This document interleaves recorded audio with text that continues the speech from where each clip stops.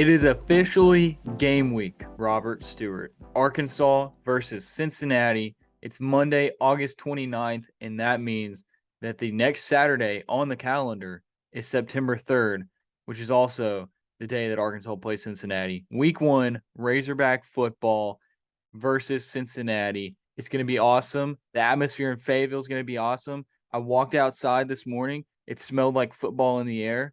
I mean, this is the best time of the year.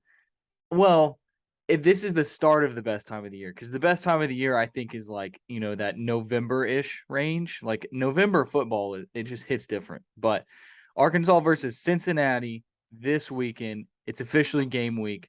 We got a lot of content that's going to come out at HawgBeat.com this week. Very excited for all of that. But you're listening to the Gridiron Hogs podcast. I'm your host, Mason Choate, joined by Robert Stewart. We are from HawgBeat.com. I'm the managing editor. He's a writer over there. And before we get started, I do want to mention we have a great deal going on at HawgBeat.com for the start of football season. If you're a new user, you're not already a subscriber, and you don't have a HawgBeat subscription yet, if you're a new user, use the code HOGS22, promo code HOGS, HAWG 22 when you sign up, and you can get a full year for $22. That's just incredible. It's literally less than a penny a day. Less than a penny a day for a subscription to your favorite service covering the Arkansas Razorbacks. $22 for a full year when it's normally $100. I mean, that is an incredible deal, Robert. Incredible. It is. We're doing a lot of great things over there. If you could show some support for the hard work that we're doing, that Alex Trader and Jackson Collier and Daniel Fair are doing, it would mean a lot to us. And again, what better time than now with this great deal to subscribe? And not only are you supporting us, but you're also helping yourself by getting all of the great content and the inside content that you can then, share to your friends and say, hey, I already know this. I knew this. Or you can go to the message board, the trough, where there's a lot of great things going on, a lot of great conversations, some great threads. It's really fun over on the trough. A lot of the times we get inside information from the trough that we didn't already know, because there's people on the board who can help provide that to you as well. So $22 for a year, promo code HOGS22. Just visit HawgBeat.com, HAWGBEAT.com, and just click on any story and it'll take you to the link. So that is what we got going on as far as promos. But Robert, didn't have a lot happening over the weekend that was available to the media. There was no media availability on Friday. They had practice on Friday, and then they did a mock game on Saturday where, they got dressed up, they went through the motions, ran through the A, went through the locker room, all that stuff, and then ran through a couple scenarios, like in-game scenarios there at Donald W. Reynolds Razorback Stadium, but none of it was open to the media. There was no press conference, none of that. So we don't have really any news to provide people with since our last episode. So we're going to have a Mailbag Monday today. Are you excited for Mailbag Monday, Robert? Of course I am. Why would you not be excited about Mailbag Monday? I don't know. If you're not excited, then that's just disappointing. But so what we have is from the trough over at HawgBeat.com. We have a mailbag that I did with some of our subscribers, and that's just one of the perks that you get from subscribing to HawgBeat.com, is that I will answer those questions. Like, I've already answered these questions for the subscribers, but now we're going to talk about it here on the podcast. And then later on, we're going to talk about our season predictions. We put out a full season prediction story over at HawgBeat.com. It's free, completely free. You can go check it out. All of the staff members, myself, Robert, Alex, Jackson, and Daniel, we all went through the schedule, picked every game, and gave a score for every game. And I even did a coin flip for every single game. That was the biggest Razorback news of the weekend, by the way. The coin had Arkansas going 6-6. As you might expect. Yeah, I'm gonna be honest. I had to reflip it a lot, because I kept flipping it and then it would fall on the floor, and I didn't want to count that. And You got I to catch it. I wanted to flip it, catch it, and turn it over on my hand. And so every time I did that perfectly, it counted as one. And so I might have, there's 12 games. I probably flipped it 27 times, but I had Arkansas going, or the coin had Arkansas going 6-6. I think did it have Arkansas going 2-6 in the SEC? I don't know. I We'll think it get to was it I think it later. was 3-5. Okay, we'll Anyway, get. my big takeaway from what you just said is that you're not a very good coin flipper. I'm not. I never claimed to be a good coin flipper. So yeah. Okay. Let's get to this mailbag Monday. Let's see. What lineup schematic on D do you see us running most of the year? 3-2-6, 3-3-5, 4-2-5, etc. I said 3-2-6 because that's what they've been running most of the time in practice is that three-man front, two linebackers, six defensive backs, but I also could really see them running the 4-2-5 with Drew Sanders as an edge rusher because they've also done that quite often. And then you'll have Bumper Pool and probably Chris Paul. I think Chris Paul is going to be that second linebacker, but Jackson Woodard has also mixed in there. Jordan Crook, a true freshman, he could also get in there. But I mean, we saw it most of the year last year, Robert. They're going to rush three guys, and people think that the reason they do so is because they don't have a lot of talent on the D line or depth on the D line. I think that's just Barry Odom prefers that. I don't know. And they also have a ton of talented defensive backs. So would you rather have your talented defensive backs on the field or your talented D line? I don't know. They're gonna mix it up, but I think primarily it's gonna be that three-man front. Yeah, I mean that sounds about right. It feels like that's what we've seen very consistently with Barry Odom at the helm, like you said. Um, it makes you feel a whole lot better having Jalen Catalon back in that secondary because, as we mentioned one of the episodes last week, it his loss was felt when they went with that three man front. The Ole Miss game comes to mind. Matt Corral just picked them apart after Catalon went down with that injury. Bryce Young had a field day in Tuscaloosa with Catalon completely out. So yeah, I mean, Jalen coming back, they'll feel a whole lot more confident. He'll be that ball hawk back there, and with that kind of veteran presence, I think they'll be fine rushing three. Yeah, I like what you said there. I think without Jalen Catalon back there and add on the fact that they were still running that three-man front, they were getting no pass rush. And so you had these quarterbacks, Matt Corral and Bryce Young and others who had so much time to just sit back there and throw the ball. And that's why they were so successful because there was no pass rush. And also you don't have a Jalen Catalon on the back end to, take care of it if something does go wrong. And so I think they'll be a little bit better off there. I think that they're more deep on the D line, anyways, this year than they were last year. They had those three transfers in Trey Williams, Markel Utzi, and John Ridgeway, but I think this year they have some returning guys they brought in, some transfers as well. Landon Jackson, Jordan Dominic, Terry Hampton, who will play ball. But you also have your returning guys in Isaiah Nichols, Zach Williams, Eric Gregory. Like those guys are expected to take the next step this season, and that's to be seen. But I think overall they're deeper as of now. And but if they have one, two, three injuries on the D line, then you're also looking at, this team could be in trouble on the defensive line. So that's a position that they really, really need to stay healthy at is defensive line. Let's see. Give three true freshmen you expect to contribute this year on either defense, offense, or special teams. I'll go first, Robert, because I'm sure you haven't thought about this, and I've already typed out my answer. So I gave one on each side of the ball. For offense, Rashad Dubinion, running back. I like the true freshman wide receivers, Satania, Bakke, and Quincy McAdoo, but I think that Rashad Dubinion, if any freshman on the offensive side of the ball is going to make a huge difference, it's going to be him. You saw them have two true freshmen last year in AJ Green and Rocket Sanders do really well at running back. I think Rashad Dubinion is that next true freshman running back who can do something. You still have Rocket Sanders, Dominique Johnson when he's healthy, AJ Green. Those guys are going to be ahead of him. Dubinion might take over Green. I'm not sure. That's one thing that could happen. But he'll run the ball. He might have 300 or 400 yards rushing this season. On defense, I said Nico Davier. I think it's Davier. I think that's how you pronounce it. Nico Davier. He's a D lineman. Sam Pittman has talked him up a lot. I picked him because of the defensive freshman. I think he's probably been talked about the most in a positive way. And so that's why I picked him. Also, kind of talked about it. They're going to need help on the D line. Jordan Crook at linebacker is another guy that I really flirted with. I thought I might take him, but I went with Nico because I feel like they've he's been talked about more than Jordan has. And maybe that's because you have two linebackers ahead of Jordan and Bumper Pool and Drew Sanders that are no question going to be really good. And on the D line, there's a little bit more question, more guys that, could get in there. And then special teams, I said Eli Stein.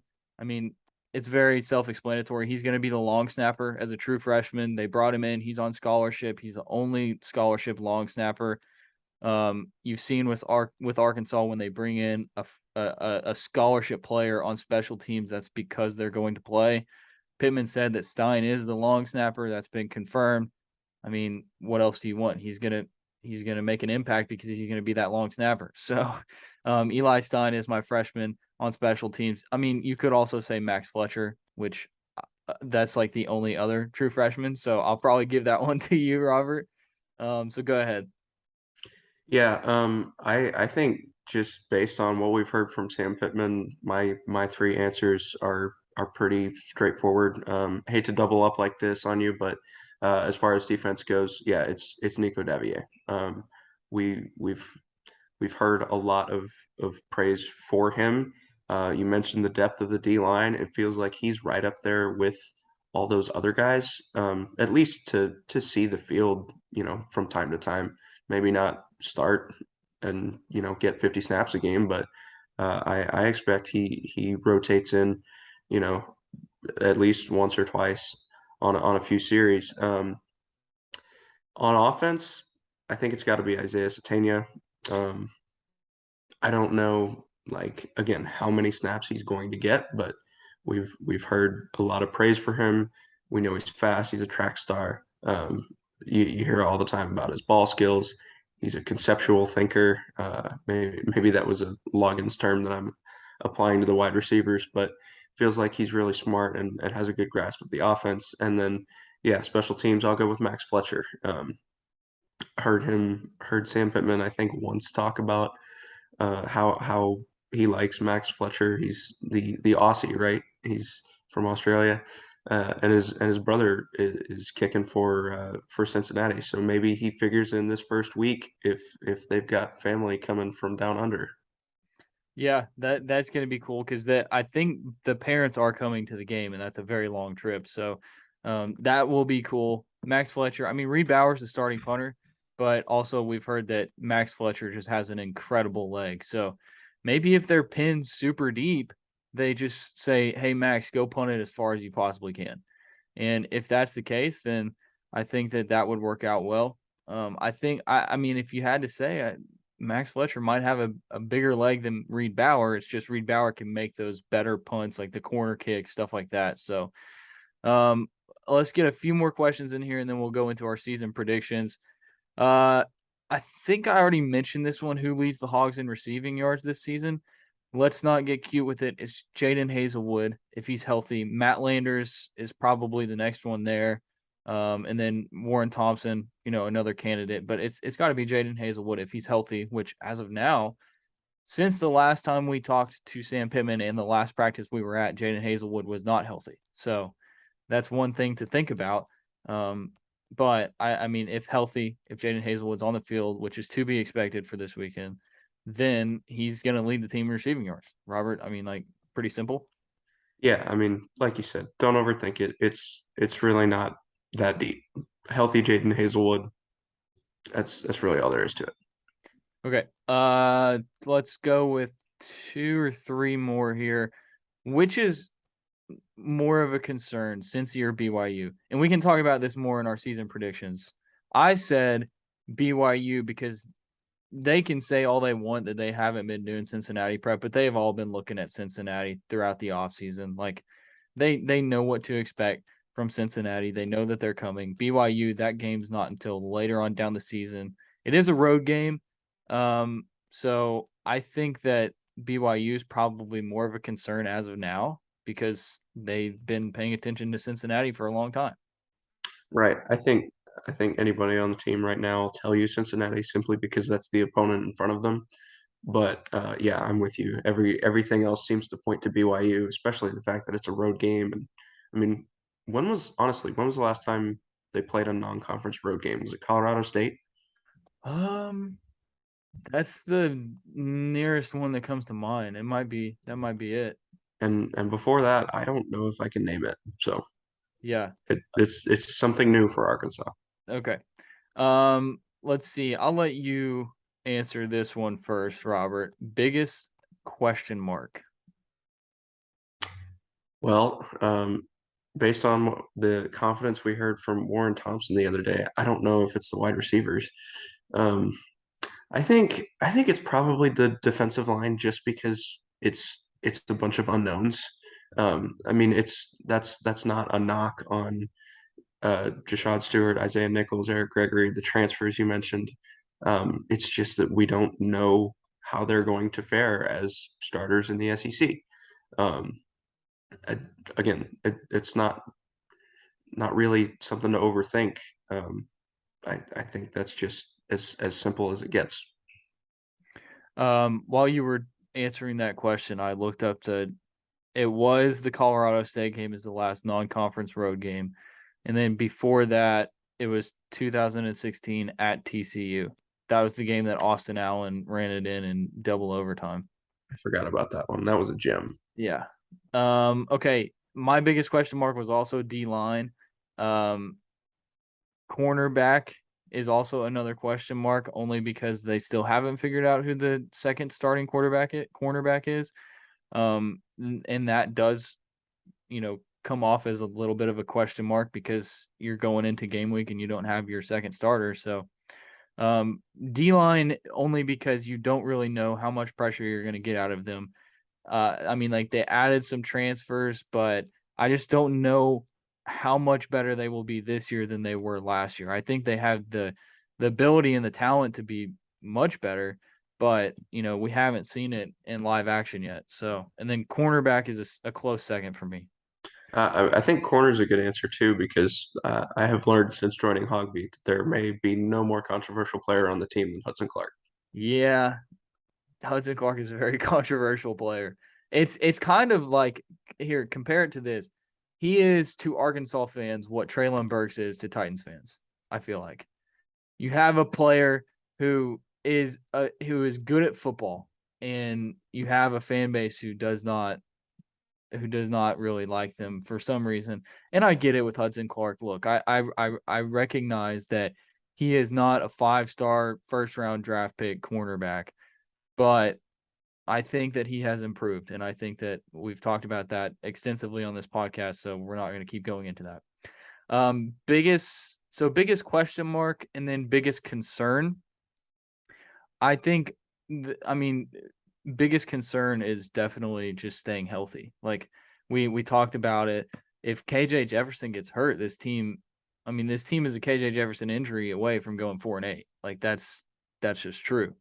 And same with some other players like Ricky Stromberg or um, let's see, Jalen Catalon. But I think KJ Jefferson is the one guy that if he gets hurt, then the capability and the ceiling of the team drops significantly. Ricky Stromberg, they can plug. Jalen Catalon, we saw last year. I mean, he went down, they still went 8-4. But staying healthy has to be the biggest concern, right? Yeah, I absolutely think it is. I mean, like you mentioned, KJ Jefferson, like it feels like he's really the heart and soul of this team. They've put all of their eggs into his basket. Again, no knock on Malik Hornsby, but it's just such a significant drop off from, a returning starter to an unproven one.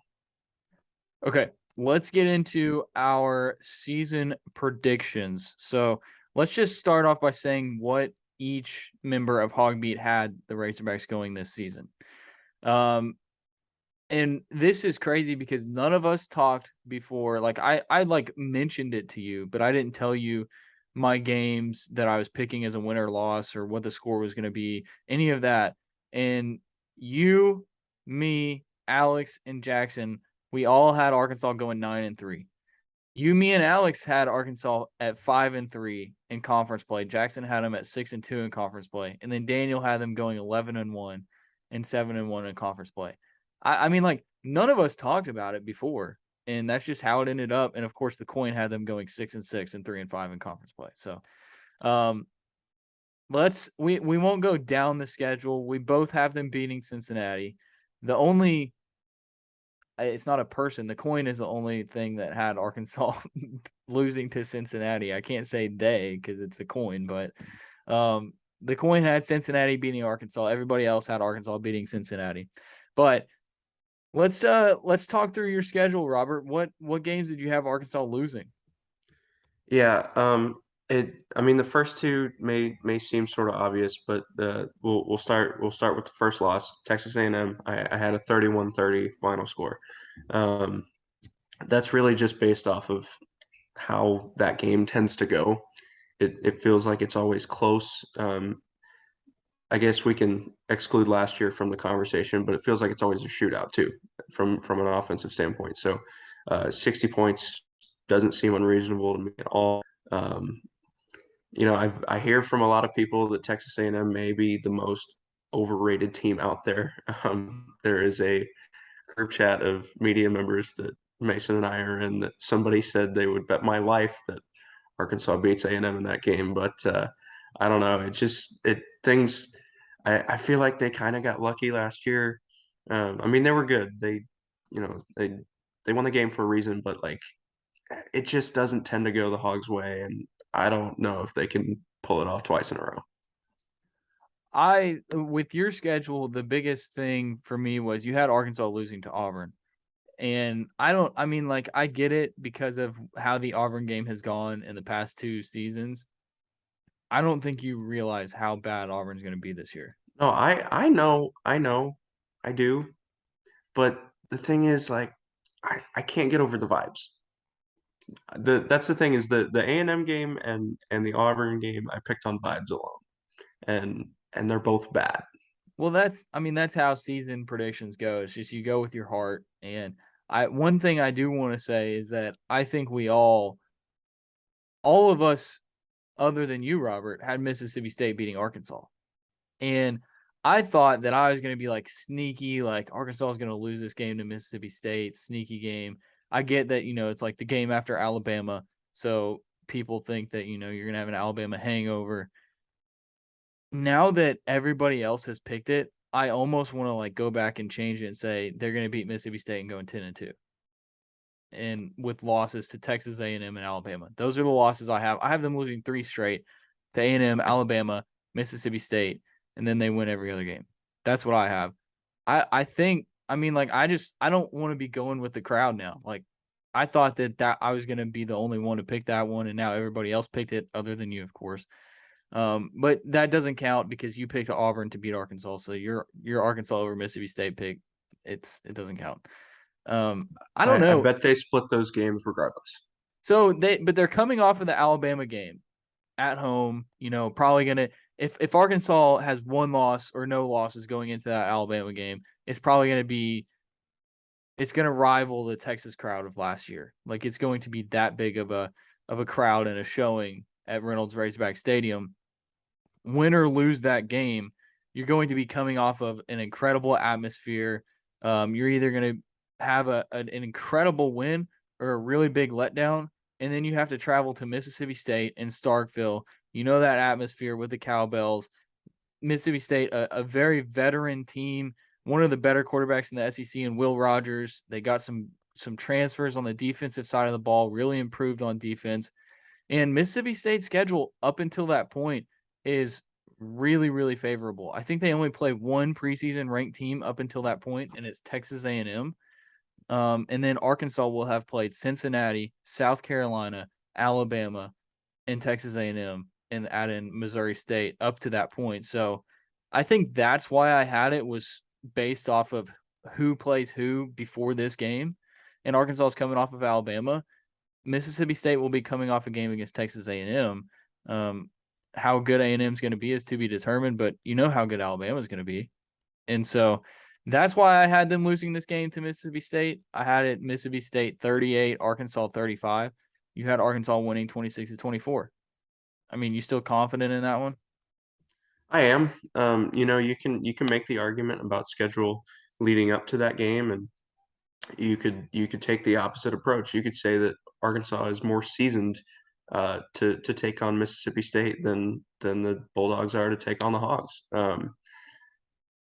I mean, I think about the last 2 years with that game. Again, it's straight vibes at this point with preseason. Like I wanna be able to watch a few games before I make better predictions about individual games. But like the last couple of years, think about it. It's been super close. The notorious Hudson Clark picture with his arms out a couple years ago, and the Mike Leach open tryouts for kickers last year.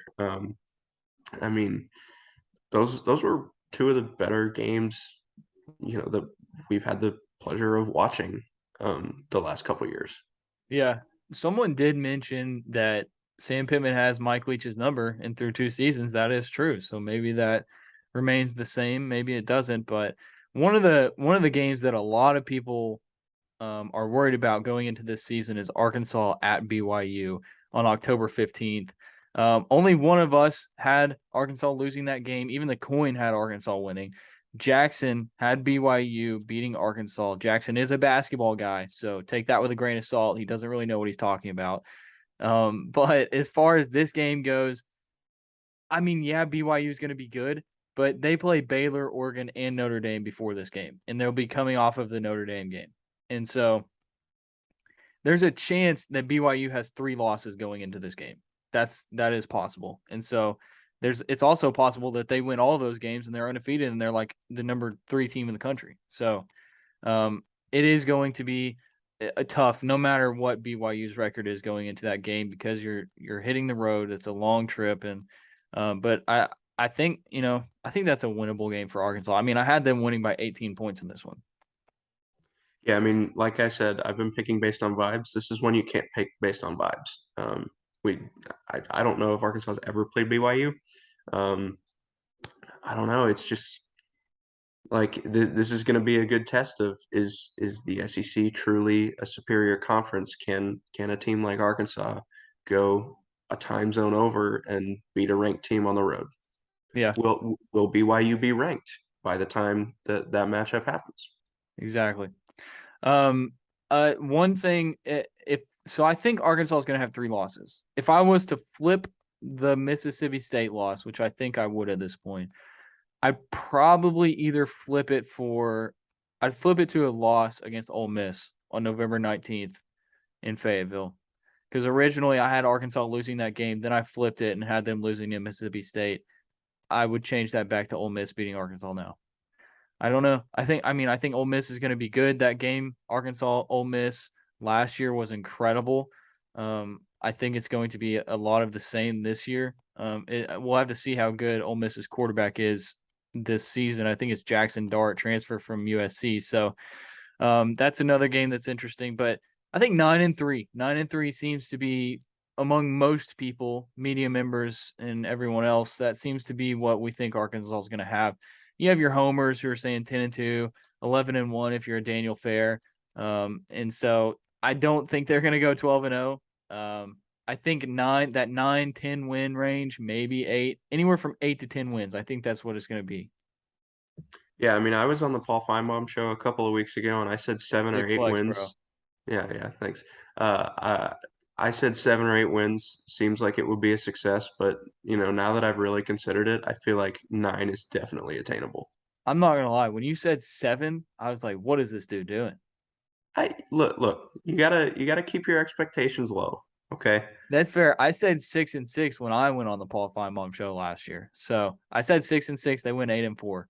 I think going into that season, though, they were coming off of 2 2-win seasons and then a 3-win season. So you're That, coming off of an 8-4 season. So I don't that's know. true. Yours was a little more out there. I'll give you that. Okay, there we go. All right, that's gonna wrap us up.